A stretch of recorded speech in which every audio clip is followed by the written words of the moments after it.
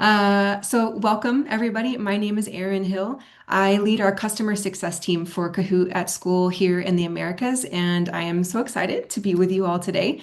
A quick agenda for us. We are, of course, beginning with a Kahoot, and as a part of that Kahoot, we'll do a quick overview of our time together today, and then we will jump into the reason we are all here, which is our panel discussion. I'm excited to have a live demonstration for you so you can actually see some of these strategies in real life, and then we'll end with a quick summary and recap. Let's start with a question. This is our drop pin question. Where are you joining us from today? So you'll move the map on your device, and once you are hovered over where you are joining from, you can enter your answer.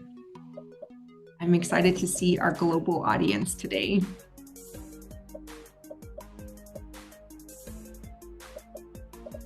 About 10 more seconds. I love our drop pin question. There's so many different ways that you can use this question. And let's see. Oh my gosh, truly, truly global. This is so great. Lovely, lovely to see it. So glad you could be here, whether it's morning for you or in the evening time. Happy to have you. I'd also love to learn a little bit about what your role is in the work that you do. So if you could pick the one that best describes your role. If it's other and you want to add in the Zoom chat your role, that's great too. We can learn a little bit more about who you are here.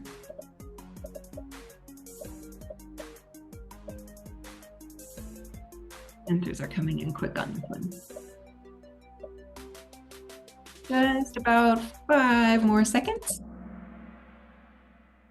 Great. Oh, we have mostly instructors. Super. A program director, a couple of folks from the industry. That's wonderful, wonderful. No students today. We had one person select other. All right, very cool. Thank you so much for sharing. That's really helpful for us to know who we're chatting with today. So a quick overview for us. During the panel discussion, we're really going to focus on these 4 main topics. We're going to begin, of course, by anchoring ourselves in what are the challenges that are really unique to these programs that have to bridge classroom theory and practical competencies. And then aligned to those challenges, we're going to explore techniques for engagement and motivation, solutions for real-time formative assessment, and then also discuss approaches for building student confidence under simulated pressure, things that they will need to take with them into the workforce. You might notice today that our Kahoot experience is a little bit different if you've played before. We're actually playing in lecture mode, which is a wonderful game mode, especially for higher ed. It's great for introducing new material. As you can see, I can control how quickly we're moving through each portion. We didn't have to look at the scoreboard or the podium or animations in between each question. And while we're using the Zoom chat today, there is a Kahoot, a Q&A feature, excuse me, on the Kahoot lecture mode. So if you're joining us and you have Kahoot EDU or you're on one of the silver or gold plans and you want to try lecture mode, give it a go. You can also sync your slides, which is what I've done here. I've got a Google Doc that's synced, and then I've just added a few questions in. We're actually going to talk about game modes in our panel discussion. So a couple of others that I wanted to highlight for you that we released this year, accuracy mode. If you haven't played that yet, please give it a try. It's quickly become one of the most popular game modes. It's very much like the classic, and you can still have the question timer on, but it removes the reward to students for answering quickly. So it's all about getting the questions right, whether they're the first one to answer or the last one to answer. So there's really some great opportunities to use accuracy mode with your students, and this is available for all plan types, including free. And then lastly, super exciting, if not today, then I think tomorrow we'll be releasing a new mode called confidence mode. This adds a layer where students get to indicate how confident they feel in their answer, which as an instructor, right, this gives you insights into were they guessing? Did they actually feel like, yep, I knew that? And also a chance for students to do that critical decision making under pressure, under time, and do some self-assessment. So confidence mode is coming super soon as well. Great. Let's do our last question of today. What is your experience level with using Kahoot? And this is our scale question type. 1 to 5. Are you a total expert? You're a 5. Never used it before, but so excited to learn as a 1. Anywhere in between there. Looking forward to seeing the spread of this. And again, there's so many ways to use a scale question type.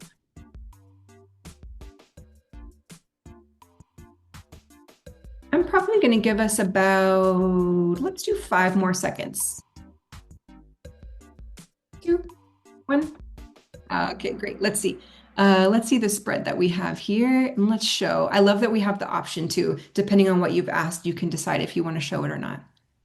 Okay, so some people, a lot of the room is right in the middle. Maybe you use it a little bit and you're ready to learn more. We'd also have some experts in the room. No matter where you fall on this scale, I really hope you'll use the Zoom chat today, either to share the knowledge that you have if you're really experienced, or to ask the questions that you're curious to learn more about if Kahoot is a little bit on the newer side to you. So really glad to see that we have a nice mix of folks in the room.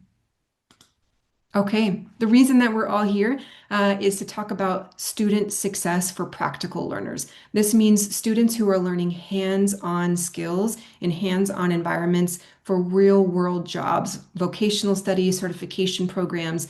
And these are so unique from the classic learning setting. So I'm very excited that we get to really dive deep into this specific set of instruction and students. Okay, so let's jump to our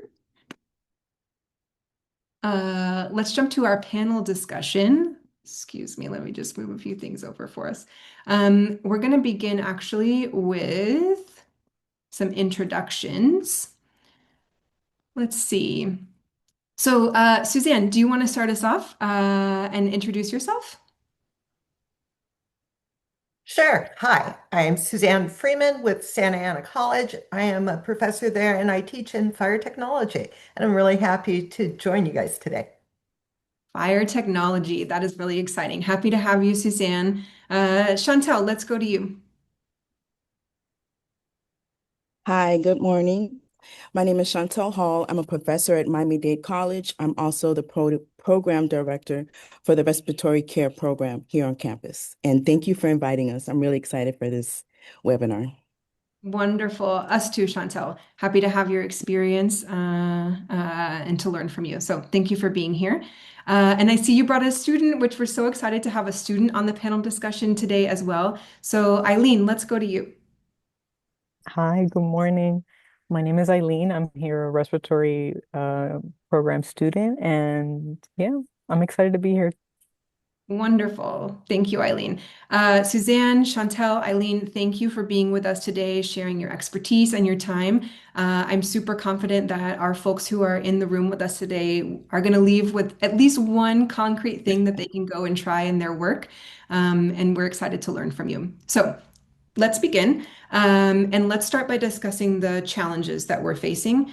We have unique challenges, right? In these high demand programs like respiratory therapy from Chantel and Eileen, or fire technology from you, Suzanne. So let's begin there. And attendees, please feel free again to share in the chat if something resonates with you, if you want to add your own challenges, or if you have questions, please feel free to use the Zoom chat. So, Chantel, let's start with you. What would you say are your biggest pedagogical challenges as an instructor? It can't be easy to bridge the gap between classroom theory and the actual practical competencies that your students need. Yeah, you're absolutely right. So, especially with my new students, they have a fear of making mistakes because we're dealing with patients' lives, right? So they're scared that they're going to make a mistake, they're going to interpret something wrong, or they're going to maybe stick them with a needle and maybe stick themselves. So it's always that fear of mistakes. They also can experience clinical overload. We do a lot of hands-on, they get a lot of hospital time. So we have to figure out how to break that monotony up, right? And then the students feel like they have to memorize everything. What we're learning is what's for practical use, right? So not just memorization. So they have to turn on those critical thinking skills. And it's hard if you're just standing in front of the room just lecturing for a 60 PowerPoint lecture. So those are some of the challenges that I face. Yes, thank you, Chantel. That makes sense. Suzanne, what about you? What are the unique challenges that you face with your students? So I see is that there's three main challenges that I faced when I first started using Kahoot. The first was the childish factor. I had firefighters coming in, taking a look and going, really? So I tell my students straight up, Kahoot is a tool, not a toy. That's exactly what we tell kids about matches. So it's all about intentionality. I explain the research and I remind them we're learning for a living, not a test. But you got to pass the test if you want to get the living. So there's that. The second challenge is managing competition. So people in the fire service are naturally competitive. So in order to address this and not let the competition drive the learning, I use the specific game modes you've heard us talking about. So the different modes, the timers, these ensure the competition is going to drive, the competition is not going to drive the learning rather than becoming a distraction. Finally, we want to avoid just surface level memory. Games are good for recall, but it's my job to make sure that I can pair these questions and develop learning opportunities that allows students to build upon the knowledge, not just scratch at the surface. That's why AI won't replace us. So this is going to push the student up the depth of knowledge levels. It moves them from simple memorization to being able to analyze and apply tactics in realistic ways.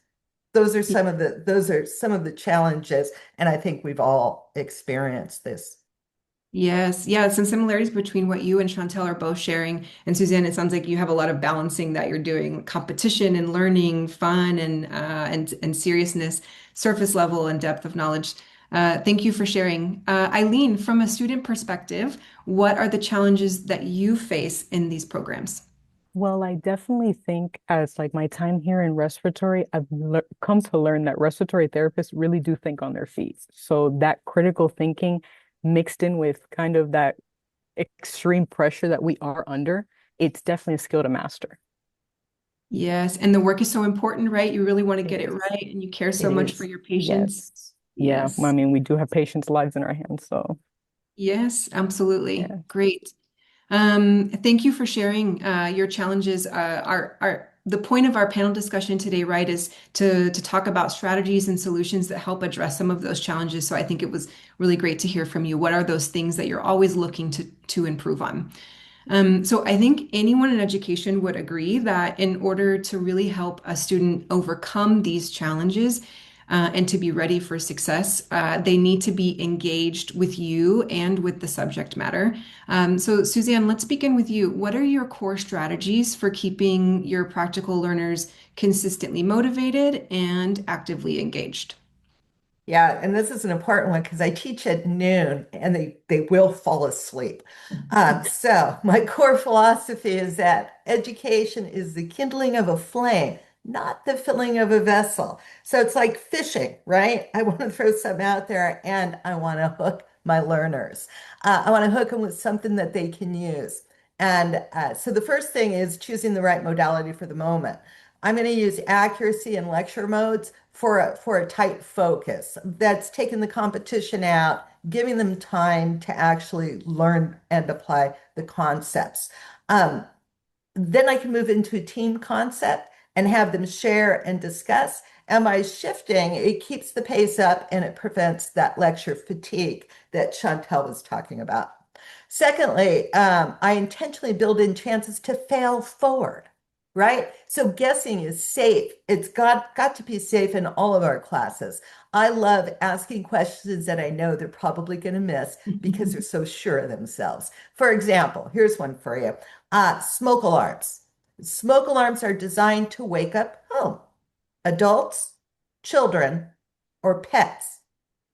Now, I'm sure someone's going, okay, what about everyone, right? You want to pick everyone. But the correct answer is adults. Most children will not wake up to the sound of a smoke detector. I know that makes it sticky. That makes you want to know more and it makes you want to tell somebody else. And that, my friend, is how we learn. Finally, the third part is my students thrive in teams. They do everything together. So I build that in scenario tryouts, quick challenges. After we do lecture mode, we'll play the tallest tower or Color Kingdom. And that actually cements the learning in. So the final thing is keeping everything micro layered, short games, mini scenarios, the use of skill sheets, all of that makes the information relevant, gives us some movement in the classroom and immediate feedback. And that's what keeps my students motivated. Yeah, that's understandable. Just needing to shake things up. And Suzanne, you have a lot of fire metaphors, I'm noticing. Hey, if it sticks, right? Oh, I love it. That's great. And you talked a lot about game modes, Suzanne. So I wonder if someone from our crew might drop a resource in the chat that where folks can learn a little bit more about those game modes that Suzanne was talking about, because that's a quick and easy way with the same exact content. No need to reinvent the wheel, but to change up the pace of the class and engage with it in different ways is just to use game modes. Chantel, let's head over to you. What are your engagement and motivation tips and tricks? So when I first started teaching, I had to be the most boring teacher ever. I just did the slides and I stand there and I watch them sink under their desks. And the light bulbs are flickering because they're not engaged anymore. So I started having to learn, okay, we need a coffee break. I need to do things to break up the monotony. And I'm gonna tell you, when I first saw Kahoot, I was like, what is that? But as I played with it and I saw that the students liked it, I said, man, they really like this, isn't it? And this is not hard to put together. So, along with the Kahoot and me maybe setting up the room as a challenge, I'll block the door. They can't see what's coming to them when they walk in. And I'll set the room up and I'll have ventilators out and the mannequins on. And they're like, okay, what is this crazy lady doing today? But all those things have them to remember the hands-on portion of what we're trying to teach. So I would definitely believe in breaking up the monotony however you can. I'm definitely an active instructor. I walk around the room as I'm teaching, but Kahoot has been a very helpful tool. So I initially started off with the basic Kahoot. I was creating my own questions and sitting there, and it would take me some time, right? So then that was me as an adjunct, and I paid for my first product because I wasn't faculty. Then I became faculty, and the college gifted me with the premium package. So I had all the nice little tools and toys, and I'm like, wow, I can take my PowerPoint, make it a PDF, and then create a Kahoot and just make sure the information is correct. I check it before I submit it, and I'm like, wow, that took me like 5 minutes. And now I have the students engaged and I have them asking for a Kahoot. When they know the lights are going off, they know a Kahoot is about to happen. And to the point now where my junior class asked for a Kahoot to study for their final. My senior class is asking for a Kahoot so they can do it at home and for them to study. So Kahoot has been amazing, and I'm learning all the other little tricks, like lecture mode is really cool. So it's another tool in my tool belt, and it keeps the students engaged. I like to give them 5 points of contact. If we've touched something 5 times, you're going to know this information. So if I can give it to you 5 different ways, and students learn differently, right? So if I can give it to you 5 different ways, you're going to know this information. You're going to be successful in classroom. You're going to be successful in your boards. You're going to be successful in clinic. And when it's time for you to take care of real life patients. Yeah, Chantel, your student was nodding along with you with the things that you were saying. So yes, Did she that is. nod on the crazy part? No, just kidding. I'm not telling. Uh, Chantel and Suzanne, you were both talking about really keeping things mixed up. And Chantel, you kind of gave a name to it, right? These 5 touch points, and Kahoot being one of those ways to do that. And what you talked about there of just simply uploading your lecture and taking 5 minutes to use AI to transform it into still a lecture, but a more engaging lecture through a Kahoot. I think we're going to get to see that in the live demonstration, right? So I'm excited for that. Cool. So Eileen, we heard actually from Suzanne earlier that there is this perception that Kahoot is not appropriate for college students. As a college student, what's your take on that? No, I can disagree totally. I mean, everything Chantel said, like, I mean, I I love her class because of that. Like it really is engaging. I'd even say it's a lot of active recall because we can touch on a topic 2 weeks, like, you know, 2 weeks ago, and then she'll throw us a Kahoot on on those topics. So it Mm. really does help us, remember these topics. It's a lot, at least for me in the medical field, it's a lot to know and a lot to memorize. So like it's just you really do have to repeat the content. And it's like she says 5 times. No joke, it is 5 times. She repeats things 5 times, sometimes Yeah, even more. But it helps us. It really does. It helps us in our success in passing our exams, our final, which I did pass really well. I did really well. And I really do think it's the Kahoot. I I did do a love it. Kahoot like 7 times at home. That's really good. I love that, Eileen. That's great. Yeah, because you have to know it so well, right? That in the moment when it's in front of you, it needs to be like muscle memory. And same for a program like yours, Suzanne. Like there's no time to be like, what was that thing? It needs to be right there. Um, Great. Yes, I love it. And I'm actually seeing in the chat that people are really appreciative of these concrete strategies that you guys are sharing. So thank you so much for that. Let's dig a little bit deeper. And again, attendees, please feel free to continue dropping your questions, or if you have comments in the chat, it's wonderful. So we know that engagement and motivation are a really critical first step in the learning process. But at the end of the day, we also need to know what students know and what they don't yet. So Chantel, let's come back to you. What are your most effective strategies for formative assessment that identifies these skill or not knowledge gaps in real time? So not when it comes test day, but in the moment when the learning is happening, how do you know what students know and what they don't? So if we can use a Kahoot as an example, I like to do the Kahoot real time. I'm in the classroom with them and I take it slow. They answer the question and we see the result, right? And I can see who got it wrong. And they know if we're hitting a question that we've talked about a couple times and I need to reiterate the information, we pause and it gives me a chance to go over the information again in real time. Now, the students may not want to raise their hand and say that they didn't understand the information, but we're going over it again. And then now you start to see the light bulbs start to go off, right? So that's the part that I enjoy. So we do a Kahoot together, and then I can see if they know the information or not while we're playing the game. Pause, let's talk about it. Hey, why don't you understand it? Maybe I need to explain it differently. And then we continue. So that's been a real key for me. So, like I mentioned earlier, too, the student self-study, just assigning them a Kahoot at home and copy it into their announcements in Canvas, and they could play it multiple times. And they when they have questions about the Kahoot, I'll get a text message. They'll reach out outside of class. That's great. Yes. I really love when I love to see instructors who don't play Kahoots at full speed all the time, who actually, when there's a question and there's a lot of people that miss, sometimes when instructors play, they breeze right through it, right? But what a great opportunity to actually pause, because you got that data and it's so valuable. Yeah, that's great, Chantel. Suzanne, what about you? What are your strategies for formative assessment, real time?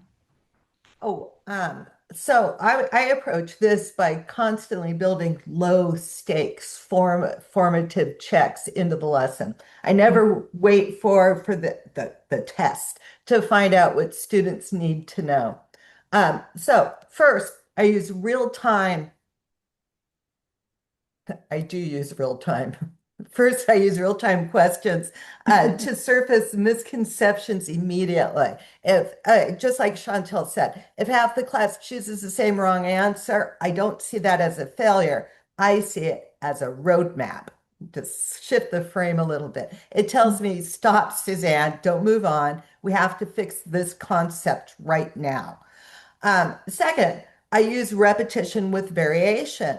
Again, the more different way, the more we can get students to touch the subject in different ways that aren't weird, that's the way they learn. So I might ask a concept as a recall question first, then I can show it as a photo. I can have them sequence an activity, and then I can use it with a scenario or an actual document.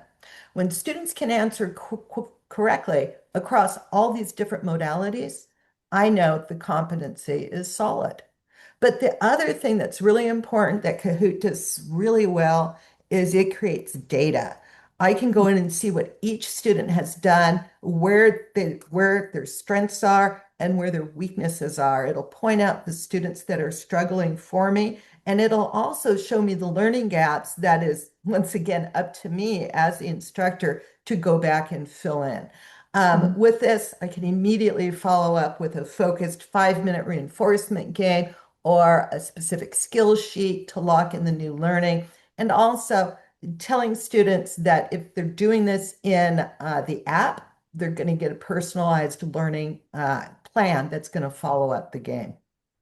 Yeah, that's great, Suzanne. Yeah, in the reports, right after any session, you can see most missed questions and the group of students who struggled the most. Both, like you said, are a roadmap to do something with as an instructor. Yeah, that's really great. Eileen, your instructors here have shared their strategies for helping students to learn. What actually works best for you? Well, I mean, in my class, we usually play, I don't know if it's called classic mode, where like obviously everybody's on their own device. Hmm. And I think that's such a, I don't know whether it's that Kahoot little music time ticker that just gets to you that you're like, you know what? I know the answer. And it's crazy how fast and how much we actually know. Because I think as students, we sometimes doubt ourselves and like the actual knowledge that we're learning because it's just so much. And we're like, we can't possibly know all that information, but we do. I mean, it's insane. And as well as team mode, where we work with like in groups. And I like to hear how other people are interpreting the information as well, because that actually does help a lot. Because sometimes, just information doesn't click like well for you, but Mm. maybe somebody else can explain it and be like, oh, wow, that actually does make sense. So yeah, Yes, ways to get those peer discussions going are so valuable. Yeah. yeah, And those if students are, conversations. yeah, the conversations and to do it in a fun way, I mean, that's really great. Eileen, I'm imagining you bedside one day in your job and you have to answer something in the moment and the Kahoot song starts playing in your head and you're like Listen, 15. I dream with the Kahoot song. I think I should put it as my alarm at this point. That's great. And actually, you've shared some things that really resonate with what we've also seen in our external research. So studies have shown that Kahoot helps learners feel more motivated, more confident, and more prepared in these real world decision making scenarios. And actually, I think someone from the Kahoot crew will drop a link in the chat. We have some really good research that means is really important to us, and I know is really meaningful for the folks here. So we'll drop that in the chat in case you want to learn a little bit more about research. Um, okay, wonderful. So, attendees, so far, if you have a favorite strategy that has come up from someone on our panel that you can't wait to try, or even additional one of your own, please feel free to add that in the chat. It would be great to see like what's resonating with everybody so far. Um, so, for our final topic in this primary discussion, at the end of the day, right, programs like respiratory therapy and fire technology, they must prepare students for real life and important work. They need to pass the certification, yes, but then they need to go on and do that work and do it well. And regardless of the job that we're preparing students for, critical decision making under time constraints is going to be an absolute must in these fields. So Suzanne, let's go back to you. Short of setting a building on fire, what methods would you use to enable students to practice these critical thinking and problem solving skills under controlled yet realistic pressure? Oh, so one of the first things I'm going to do is I'm going to increase some ambiguity. Early questions. I'm going to start off by giving them questions that have two obvious choices, right? I'm only going to give them two questions to start with, and they may not even know the answer to the first one, but they know what the answer is not. Mhm. So suddenly they get a technical question correct, and that makes them feel good. The distractor could have been pretty stupid, and it probably was. Or it was something we'd already talked about that they had already mastered, so they knew it couldn't be part of this new topic. Then I can add more distractors to it. I can add smarter distractors to it.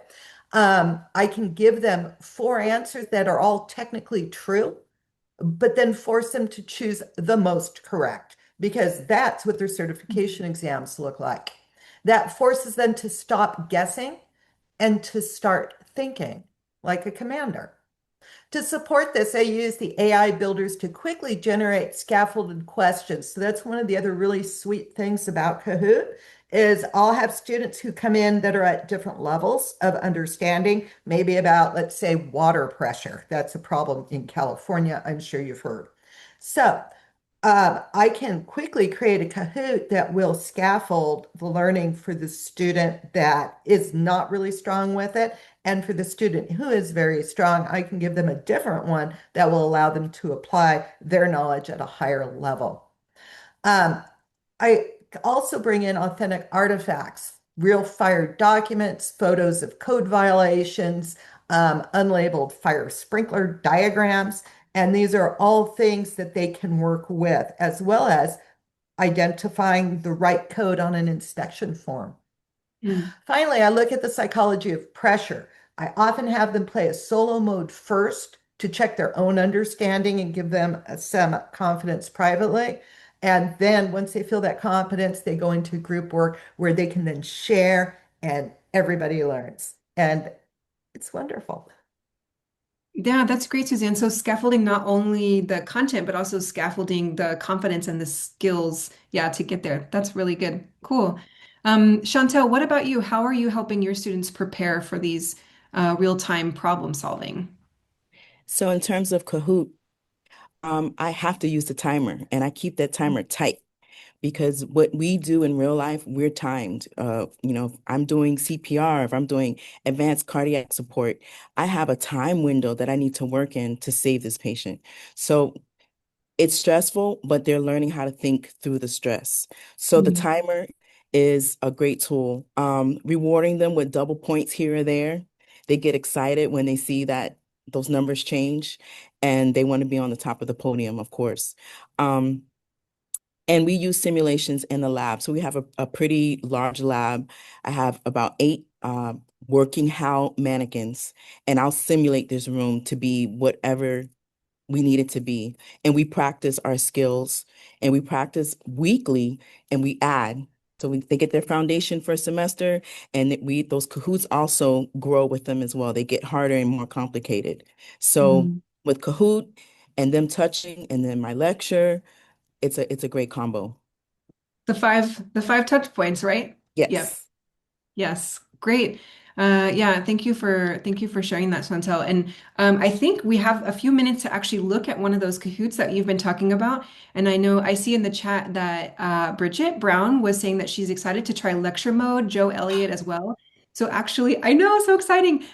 This Kahoot that we're going to show that is Chantel's is actually a great example of a type of Kahoot that is really well suited for lecture mode. It's sort of similar to the Kahoot that we started off with. That's a mix of slides and questions. So I'm just moving my screen around a little bit, and I'm going to pull up Chantel's Kahoot, and I'll let you speak more to this Kahoot, Chantel, if you want to share with us sort of what you've created here and how you created it, why you created it. You can just share some insights about this. Okay, so this is from my senior class, and we were doing some pediatric assessment, and the lecture was lengthy. And so after discovering about the lecture mode, I'm like, let me try this. And so I really like it. So it gives me an opportunity to lecture, talk about a topic, and stop and do some questions. And then we go back into it. I do a little bit of talking, we discuss, and then they get another set of questions. So it's really interactive and they like it. And it just allowed me to add another layer to their learning process. And I will be using this more. This is the first one that I created in lecture mode, and the students actually clapped at the end of this. They thought like, wow, this is so cool. So I'm hoping everyone gives lecture mode a try. I really like it a lot. I think that's the dream of any instructor that your students clap for you at the end. How lovely. And Chantel, where did you begin when you made this Kahoot? Did you have an existing deck or document that you just modified into a Kahoot? Yes, so I already had a PowerPoint that I created, and Mm. I just synced my slides into the Kahoot platform. AI helped me a little bit. And what I like about Kahoot too is once you submit a question, Kahoot, the AI reads the question and offers you nice background pictures. So these were offered. I didn't even have to upload any of these pictures. And then if it's something else that you want, you could search it in the search bar and it'll give you very uh, pictures that go well with the topic that you're talking about. So it makes it look really, really nice. So it looks Yeah. like I put a lot of work into this, and this was like 5 minutes. Eileen, don't tell the others. Yeah, don't tell anybody. Yeah, this looks great. And I used the same tool when I was preparing for this webinar. I just synced the Google Doc. And actually in the days leading up to it, we had a couple of edits that we made to the Google Doc, and it was no problem. We just came to the Kahoot, I clicked sync, and any edits we had made to the slide showed in my Kahoot as well, because we're always evolving our materials, right? So it's great that we can keep them up to date that easily. Great. Thank you for sharing, Chantel. Is there anything else that you wanted to add about this Kahoot? No, I'm just hoping that everyone who's participating today give lecture mode a try. It's really nice, and your students are going to really, really enjoy it. It adds a nice layer to your classroom. Yeah. Okay. Yeah, that's wonderful. Thank you, Chantel. Let me move this around a little bit. And actually, I wonder if folks were asking, would you be willing to, for us to share the link to this? If they wanted just to Sure. see what it looks like? Yes, yes. Okay. Great. I think I have that here, and I will drop this in the Zoom chat for everybody, so that they can see what that Kahoot looked like. Wonderful. And I think Kahoot crew, if you haven't already and you want to drop anything about lecture mode, slide sync, those were kind of some key components there if people wanted to learn more. Okay, wonderful. Thank you, Chantel, for sharing that. And I think we have just one last question to round us out, and it's just around kind of our key takeaways. So, what we'd like to hear first from you, Suzanne, and then you, Chantel, is just if you could give one single piece of advice to an instructor or a trainer who's looking to improve their delivery in these high demand programs. If they could just start with one thing, what would that be? If there's one thing to take away, it's this: intentionality is everything. Don't just play the game for the sake of playing the game. Start with the action you want your students to take in the real world and design your engagement around that. Use the tools, the AI, the scenarios, the competition to pull them into that mindset immediately. Remember, our goal isn't to fill a vessel, it's to kindle that flame. We want learners who are curious, confident, and ready for the field. But ultimately, they are all learning for a living, not just for a test. Thank you, Suzanne. That's great advice. And Chantel, how about you? If you could say one thing to help someone improve their strategy, what would you say? I would say what I do, take the time out, and you guys are already done this. You're here at this webinar. Take the time out to invest in your students. They're evolving. You need to evolve too.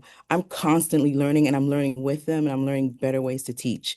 As I tell them, trust the process, I have to trust the process too. But I feel like everyone that's here, you're already taking that step to become a better educator. And it'll make you feel really great when you see those light bulbs go off in the classroom when the students understand your material. Thank you, Chantel. I really appreciate you sharing that, and I see there's love for what both of you guys are saying in the chat as well. So thank you. Thank you so much, panelists, Suzanne, Chantel, Eileen, for joining. We're so grateful for your time and expertise that you've shared with us today. I sincerely hope and believe that everyone is leaving today with inspiration and ideas that they're excited to bring back to their work. So for everybody that's here today, an email will be coming to you soon. It will have the recording from today in case you want to go back and grab any more pearls of wisdom from Suzanne, Chantel, and Eileen. We'll also be sharing the certificate of attendance for having come join us today, and any other resources as well. If you want to, we're going to leave the webinar open for a few moments. If there's still some links from the chat that you want to grab or any questions that you want to ask, the Kahoot crew will hang back for a little bit. But we wish you all a very happy holidays, and thank you so much for being a part of the Kahoot community. Bye, everyone. Thank you for joining.